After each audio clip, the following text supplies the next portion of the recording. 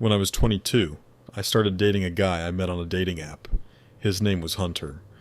We went on about 4 dates over the span of a little more than a month, and at first, everything seemed fine. Our first date was a quick coffee meetup. Less than an hour? More like a test to see if he seemed normal.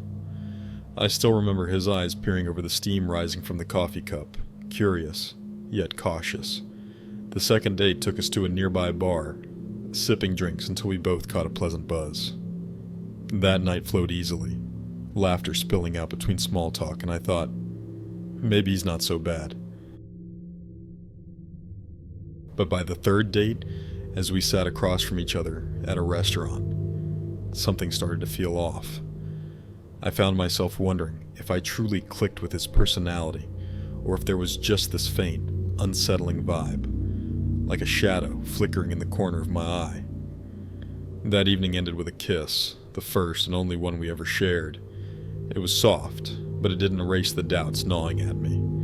I convinced myself that since I'd let him kiss me, things must be okay, even though deep down, I knew I was just making excuses. A few weeks later, we had our fourth and final date. Back to a bar, back to drinks, but this time I walked in with a heavy heart. I started noticing the little things, the way his laugh came at odd moments, the stares that lingered too long, the awkward gestures that sent a shiver down my spine. He drank way too much, his words slurring as his hands got clumsy, reaching for me in ways I didn't want. I hate PDA, especially in a crowded bar where it feels like every pair of eyes is glued to you. I brushed him off politely, then mumbled something about being tired, hinting hard that we should call it a night. He paid the bill, we grabbed our coats, and left in silence. As we walked to our cars, Hunter grabbed my arm out of nowhere, his voice blunt. "Come home with me." I shook my head, lying that I was exhausted and had work in the morning, but he wouldn't let it go, pressing me, even offering to drive me to work the next day. I was stunned by how relentless he was, drunk or not, and the thought of him behind the wheel like that only made me more uneasy. Right then, I decided I was done with him. I hurried to my car, drove off into the night, keeping it slow because the alcohol still lingered in my system, my heart pounding in my chest. Then, glancing in the rearview mirror, I noticed a car tailing me through 3 turns. At a stoplight, it hit me. It looked like Hunter's car. My blood ran cold. I texted him, "Are you following me?" His reply came fast. "Yeah, just making sure you get home safe." I called, but he didn't pick up. Fear crept in, sharp and icy. I pulled over and texted again. "Stop following me, I'm fine." He paused in the middle of the street, probably reading my message, then sped off. I exhaled, but the dread clung to me like damp air. That night, as I lay in bed, my phone lit up with a message from Hunter. "Hope I didn't freak you out tonight. Sorry I got so drunk. Next time, let's keep it chill. Maybe dinner at my place." I didn't respond. The next morning, he followed up. "Oh no, is the vibe dead?" I stayed silent, but less than 2 hours later, a single question mark popped up.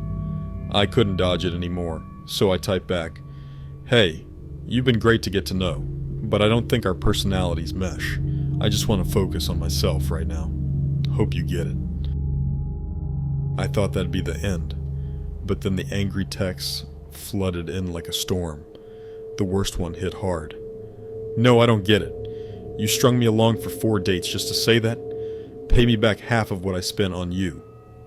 A few more came, laced with personal digs I won't repeat, but they left me trembling as I hit the block button. I figured that was it, until the anonymous call started, relentless and buzzing like a swarm of wasps. I ignored them all until they finally stopped. The next day, with my parents out, I came home from work to find a bouquet of flowers on the doorstep, paired with a card. It was an apology from Hunter, begging for another shot. My stomach dropped. He knew where I lived. What he thought was romantic felt like a violation, a quiet threat in disguise. I sent one last message, firm and cold. Don't contact me again. Stay away from my house or I'll get a restraining order. I blocked him right after, praying that would draw the line. But I was so wrong. Not long after, I was alone in my parents' big sprawling house one night, and it suddenly felt suffocating. I jolted awake in the dead of night to a strange sound downstairs. In the dark, I strained to listen, and then it came. A door creaking open upstairs. Unmistakable and chilling. No one was supposed to be home. My mind raced as I slid out of bed, crawled under it, and dialed 911 with shaking hands. I texted my family.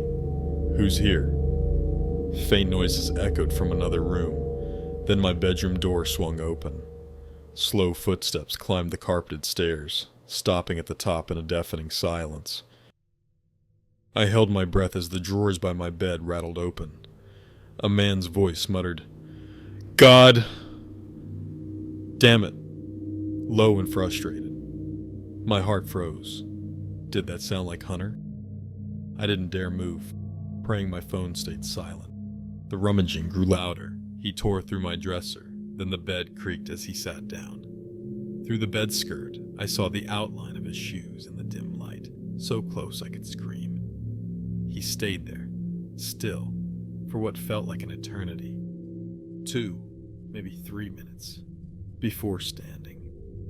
He grumbled something under his breath and left, drawers slamming shut, footsteps fading down the stairs, the door banging closed behind him. I called 911 again, whispering in panic, and hid under the bed for another 15 minutes until the police arrived. My legs shook as I met them at the door. I spilled everything, and they searched the house. Every window was unlocked, and the dining room one was big enough for someone to slip through, though who'd imagine squeezing past the thick bushes outside. I gave my statement, got a report number, and they left.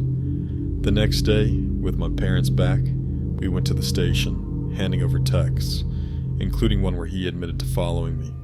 They promised to look into it, but without hard proof he'd broken in, it fizzled out. I got a restraining order, and thankfully he didn't come back. But from then on, living in that house felt like walking on eggshells, always wondering if he was lurking out there in the dark. Even now, long after moving out, I catch myself glancing over my shoulder, terrified he might someday find where I live.